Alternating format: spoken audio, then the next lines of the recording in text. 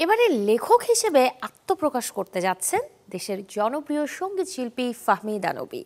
আসছে ২১শে বইমেলায় প্রকাশিত হবে তার লেখা বই ফাহমিদা নবীর ডায়েরি। ফেসবুকে এক স্ট্যাটাসে এই সঙ্গীত শিল্পী জানিয়েছেন ছোটবেলা থেকেই ডায়েরি লিখতে ভালোবাসেন তিনি। তার জীবনে ঘটে যাওয়া নানা ঘটনা প্রবাহ তিনি লিখে রেখেছেন ডায়েরির পাতায়। এবারে সেই লেখাগুলোই বই আকারে প্রকাশ করছেন ফাহমিদা নবী। শব্দশিল্প প্রকাশনী থেকে বের হতে যাওয়া বইটির প্রচ্ছদ করেছেন চারু পিন্টু। বইটি নিয়ে ফেসবুকে দেয়া পোস্টে ফাহমিদা নবী লিখেছেন, ছোটবেলা থেকেই আমার বাবার লেখা, কথার ভঙ্গি, গান গাইবার অনুভব আমাকে অনুপ্রাণিত করত। আম্মাকে দেখতাম বই পড়তো, ডায়েরি লিখত, ভীষণ ভালো লাগতো। আমিও লেখার চেষ্টা করছি। এদিকে নিজের ইউটিউব চ্যানেল ফাহমিদা নবীতে নিয়মিত গান প্রকাশ করে যাচ্ছেন এই শিল্পী। গেল জানুয়ারির ৪ তারিখ প্রচার হয়েছে তার নতুন গান কাছের মানুষ।